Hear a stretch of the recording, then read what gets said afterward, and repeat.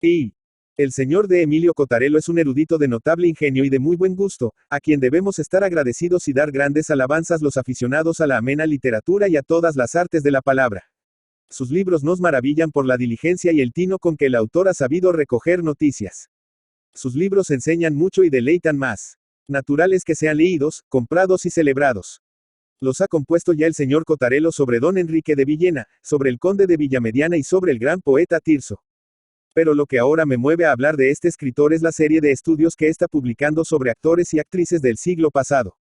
Ya han salido a luz La vida de la divina María Lavenant, y más recientemente La vida de la tirana. Ambas obras tienen mayor interés que las novelas, y más que novelas parecen intrincadas selvas de aventuras, lances y casos raros. Al leerlos, no podemos menos de exclamar casi con envidia. Vamos, vamos, no dejaban de divertirse nuestros morigerados abuelos. Y lo que es para mí el mayor mérito que tienen los libros de que voy hablando, es ser muy sugestivos. El autor no cuenta ni afirma nada sin probar su exacta verdad con documentos fehacientes.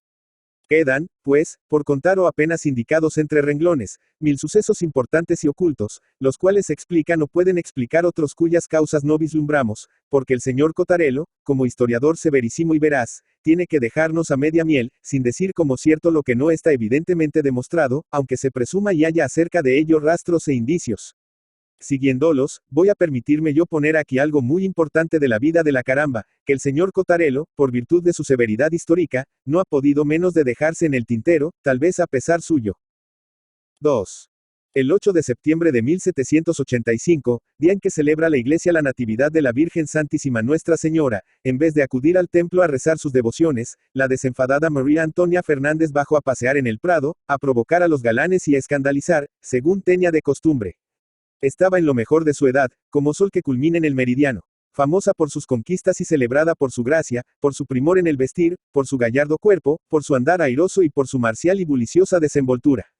Iba aquel día bizarramente ataviada, brial de raso azul, justillo recamado de seda y oro y bien peinada la negra y undosa mata de pelo, sujeta en rodete en lo alto de la gentil cabeza por rasca moño de oro, lleno de piedras preciosas. Completaban su tocado el lindo adorno que ella inventó y al que dio su nombre de guerra, llamándole la caramba, y una mantilla blanca de preciosa y ligera blonda de Almagro. De repente se obscureció el cielo. Se levantó terrible tempestad. El aire silbaba y formaba remolinos, deslumbraban los relámpagos, y los truenos espantosos ensordecían y aterraban. Se abrieron luego las nubes y abundante lluvia, un verdadero diluvio, empezó a caer sobre la tierra. No había coche ni silla de manos en que irse, y María Antonia Fernández, alias la caramba, se refugió en la iglesia de Capuchinos del Prado, donde se celebraba en aquel momento una solemne función religiosa.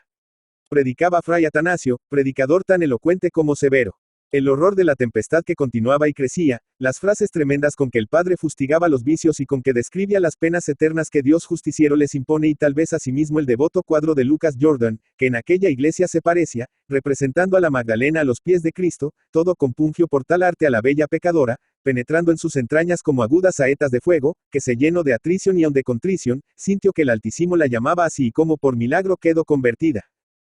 María Antonia Fernández no volvió a pisar las tablas, hizo desde aquel punto vida retirada y ejemplar, y la amargura de su arrepentimiento tardío, las duras mortificaciones con que se castigó ella misma y la vergüenza y el profundo pesar que el recuerdo de sus pecados le causaba, acabaron pronto con la salud de su cuerpo, concediéndole en cambio la salud del alma. Todo esto es perfectamente histórico, notorio y sabido entonces en Madrid, y recordado ahora con puntualidad por el señor Cotarelo. Lo que yo voy a referir como apéndice es lo que generalmente se ignora. 3.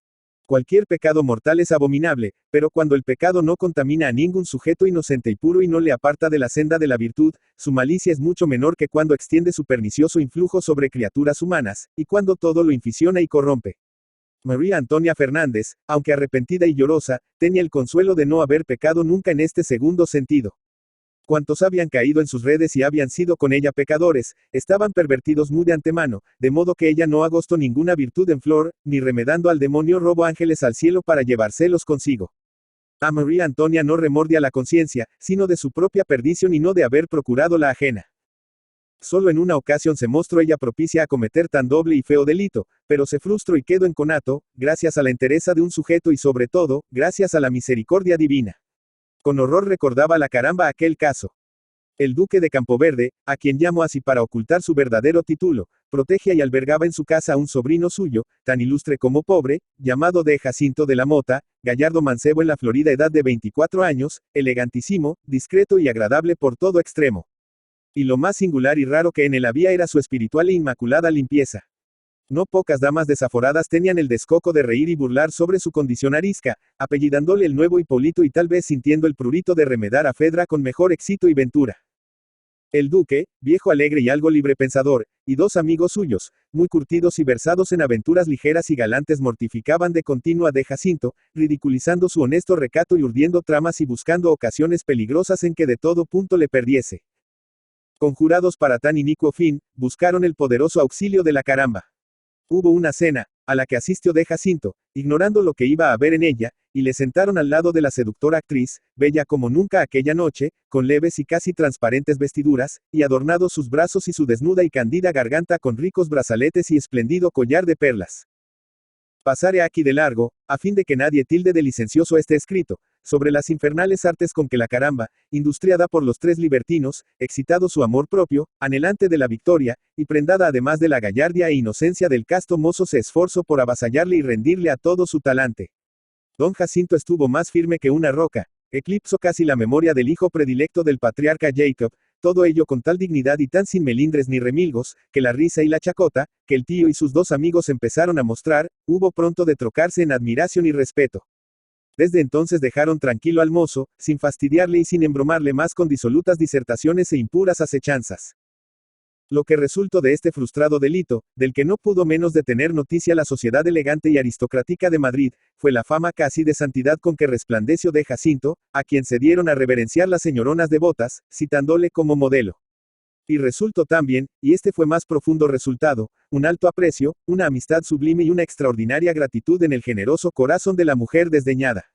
Porque el mozo, al rechazarla con energía, no faltó en lo más mínimo a cuanto cumple a todo cortés caballero, y nada dijo ni hizo que exacerbase el desdén y que pudiera ser considerado como injuria. Antes bien, con dulces y piadosas palabras suavizó lo agrio del desvio, y vertió en la herida que acababa de abrir bálsamo celestial de consuelo. Con tal eficacia penetraron en el centro íntimo del alma de María Antonia Fernández estos sentimientos delicados que me atrevo a sospechar que predispusieron a aquella mujer para que a poco, estimulada por la tempestad, por el sermón elocuentísimo del padre Atanasio, y hasta por la pintura de la Magdalena, se obrase de súbito su conversión milagrosa.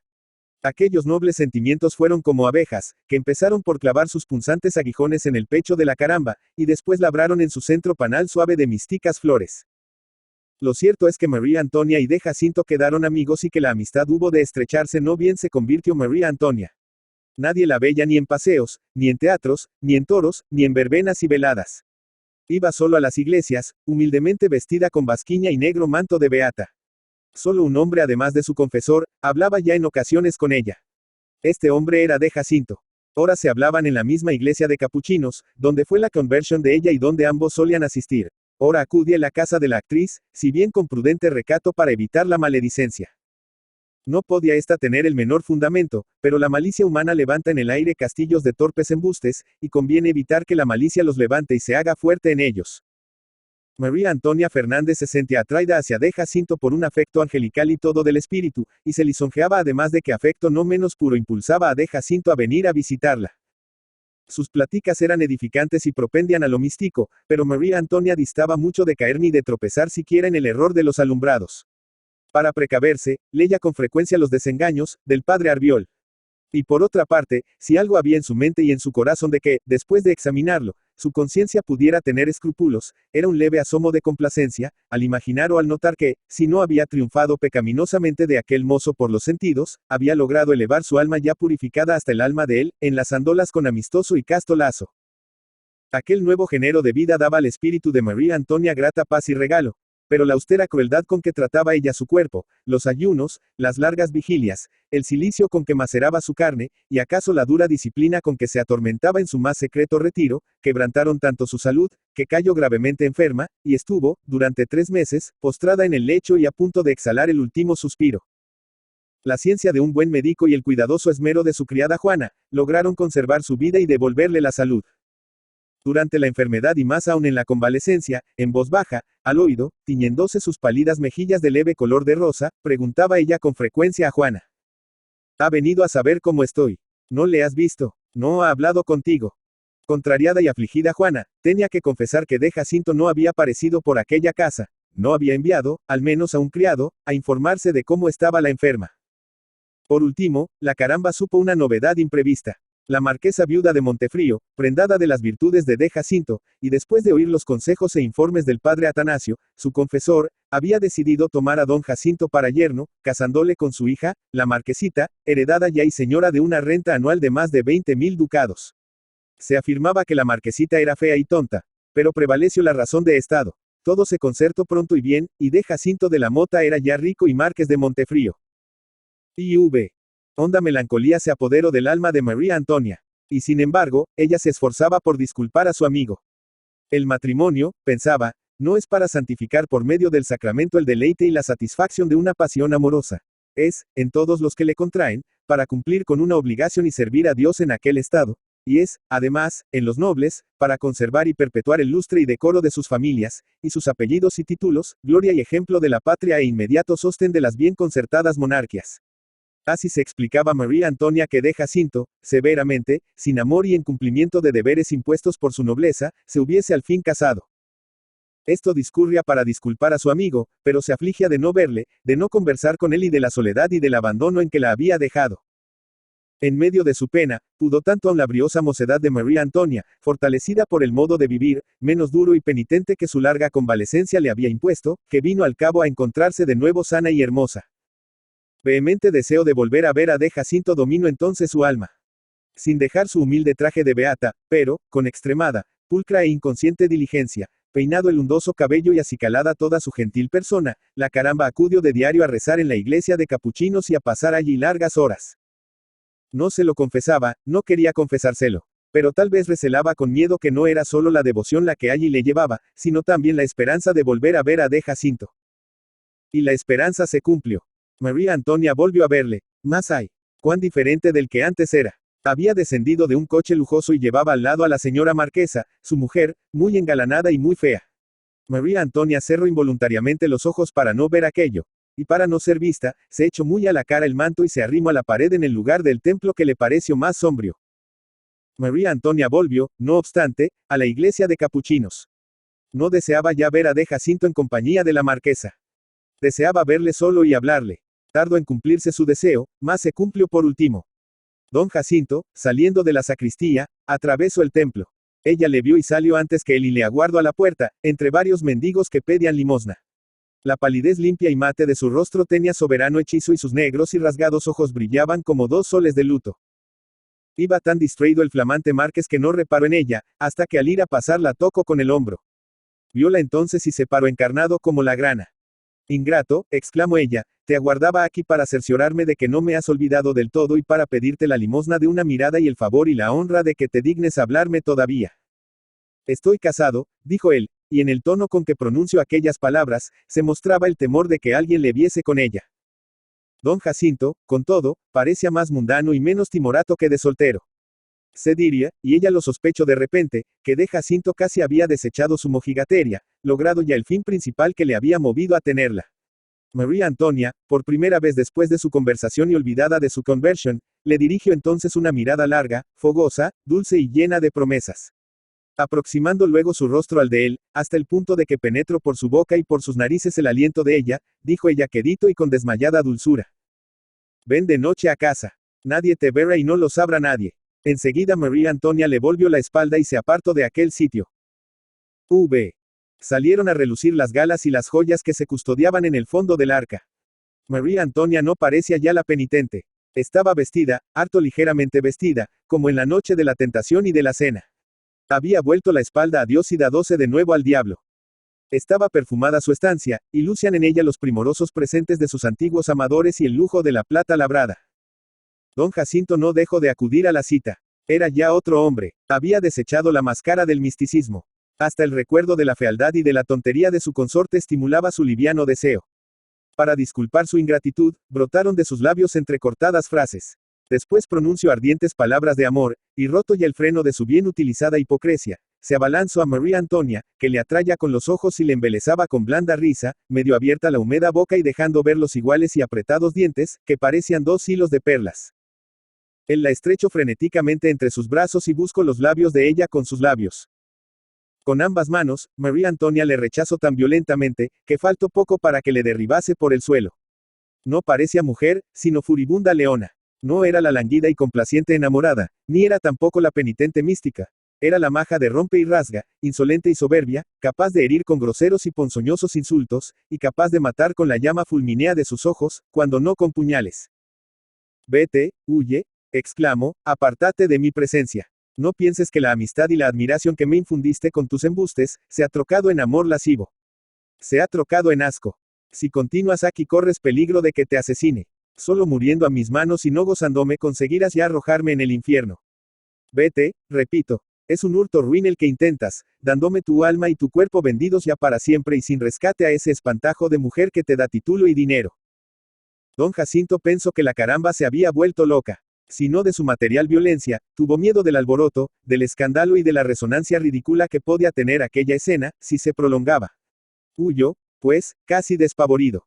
Y como era hombre que entendía bien su interés y su conveniencia, pero que de alma sabía poco, jamás llegó a comprender ni a darse cuenta de las singulares transformaciones del alma de María Antonia, convertida de súbito de libre cortesana en austera penitente, y de austera penitente en algo a modo de vengadora y aterradora furia. Cuando María Antonia se vio libre de la presencia de Jacinto, quedó inmóvil y de pie por algunos instantes. Rompió luego en insana risa y en descompuesta y nerviosa carcajada. Y por último, se arrojó al suelo, retorciéndose, derramando un mar de lágrimas y balbuceando entre dientes el yo, pecadora. De allí en adelante no volvió a pecar María Antonia, ni en pensamiento ni en acto. Persistió en sus rezos, redobló sus vigilias, ayunos y mortificaciones y logró, pocos meses después, temprano y dichoso tránsito a mejor vida. Juan Valera y Alcalá, Galiano Cabra, Córdoba, 18 de octubre de 1824, Madrid, 18 de abril de 1905, fue un escritor, diplomático y político español. Hijo de José Valera y Viaña, oficial de la Marina ya retirado, y de Dolores Alcalá, Galiano y pareja, marquesa de la Paniega. Tuvo dos hermanas, Sofía y Ramona, además de un hermanastro, José Froler y Alcalá, Galiano, habido en un primer matrimonio de la marquesa de la Paniega con Santiago Froler, general suizo al servicio de España. Estudió lengua y filosofía en el seminario de Málaga entre 1837 y 1840 y en el Colegio Sacromonte de Granada en 1841. Luego inició estudios de filosofía y derecho en la Universidad de Granada.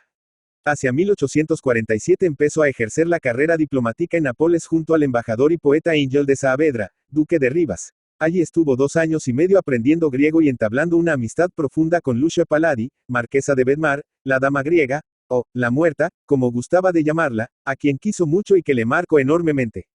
Después, distintos destinos lo llevaron a viajar por buena parte de Europa y América. Dresde, San Petersburgo, Lisboa, Río de Janeiro, Nápoles, Washington, París, Bruselas y Viena.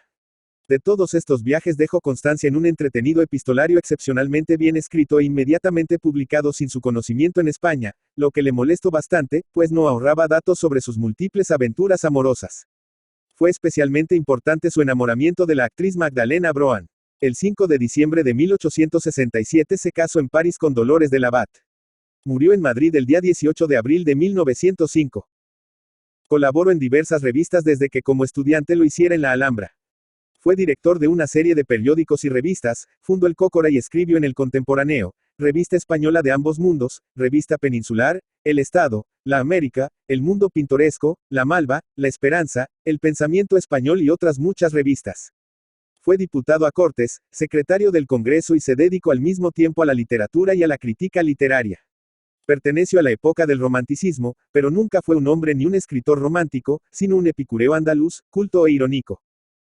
Tuvo fama de epicúreo, elegante y de buen gusto en su vida y en sus obras, y fue un literato muy admirado como ameno estilista y por su talento para delinear la psicología de sus personajes, en especial los femeninos. Cultiva en ensayo, la crítica literaria, el relato corto, la novela, la historia, el volumen 6 de la Historia General de España de Modesto Lafuente y algunos artículos, y la poesía.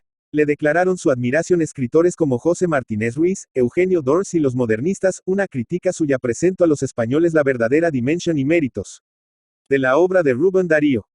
Ideológicamente, era un liberal moderado, tolerante y elegantemente escéptico en cuanto a lo religioso, lo que explicaría el enfoque de algunas de sus novelas, la más famosa de las cuales continúa siendo Pepita Jiménez, 1874, publicada inicialmente por entregas en la Revista de España, traducida a 10 lenguas en su época y que vendió más de 100.000 ejemplares. El gran compositor Isaac Albéniz hizo una ópera del mismo título.